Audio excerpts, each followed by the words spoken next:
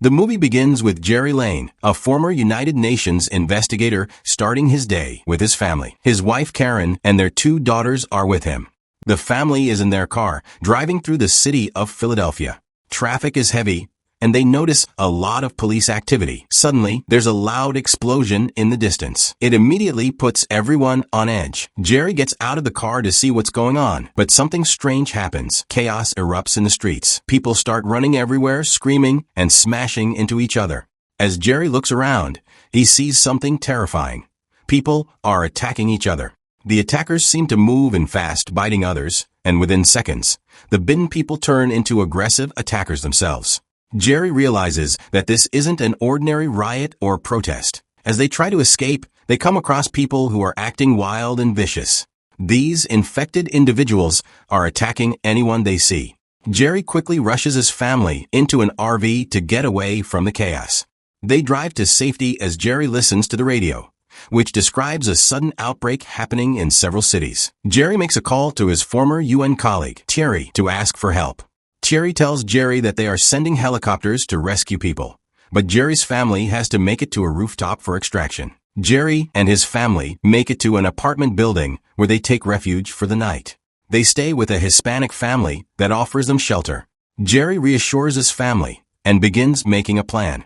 Later that night, the chaos spills into the apartment building. Zombies swarm the building, forcing Jerry and his family to escape. They climb to the rooftop, and Jerry fights off several zombies as they make their way up. Unfortunately, the Hispanic family stays behind, refusing to leave, and they soon fall victim to the zombies. Jerry and his family barely make it to the rooftop in time for the helicopter's arrival. The helicopter rescues them, taking them to a safe zone on a ship offshore. Once aboard the ship, Jerry meets with military officials and scientists who explain the situation. They inform him that the outbreak is happening worldwide, with millions already infected. The infection spreads through bites, turning people into fast, vicious zombies. The only way to stop the infection is to find the origin of the virus. They ask Jerry to help. Knowing his experience as a UN investigator makes him the best choice to track the source. Reluctantly, Jerry agrees to help because he knows that keeping his family safe depends on it. Jerry's first stop is South Korea, where the infection reportedly began. He flies there with a small team of soldiers and a scientist, Dr. Fastback, who believes that understanding the virus's origin will help develop a vaccine. When they land at a military base in South Korea, it's dark and rainy. They're immediately greeted by infected zombies, forcing the team to fight their way inside the base. Once inside, Jerry meets an officer who tells him more about the outbreak. The officer explains that patient 0 may have come from a nearby village. He learns from the officer that the zombies are attracted to sound, making it nearly impossible to travel without drawing them. A former CIA agent imprisoned at the base gives Jerry a new lead. He should go to Jerusalem, where the city has somehow managed to remain safe from the outbreak. The agent tells Jerry that the Israelis had built a large wall around the city before the outbreak started, hinting that they knew something was coming. Jerry takes the advice and heads to Jerusalem. When Jerry arrives in Jerusalem, he is welcomed by the military, led by Jürgen Wormbrunn. The massive wall around the city keeps the zombies out, and the people inside are living normally. Wormbrunn explains that they intercepted communications, suggesting a global epidemic was coming, so they took precautions.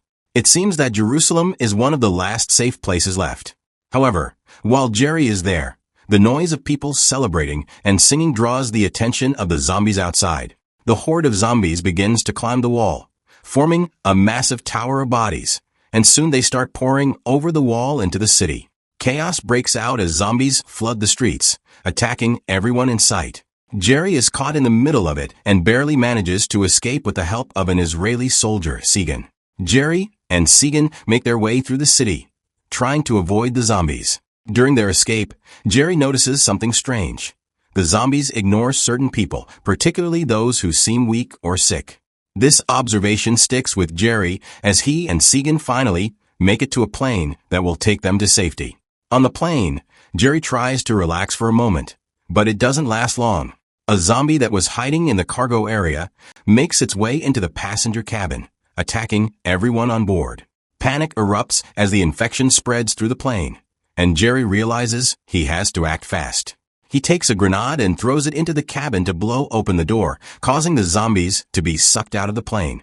The explosion causes the plane to crash, and Jerry and Segan are the only survivors. The two of them wake up injured but alive and make their way to a World Health Organization, WHO. Once inside, Jerry explains his theory to the doctors. The zombies avoid attacking people who are terminally ill or seriously sick because they aren't good hosts for the virus. Jerry believes that by infecting himself with a deadly but curable virus, he could walk through the zombies without being attacked. The doctors agree to help, but explain that the part of the lab containing the deadly viruses is overrun with zombies. Jerry volunteers to go alone to retrieve the viruses. He makes his way through the building, carefully avoiding the zombies.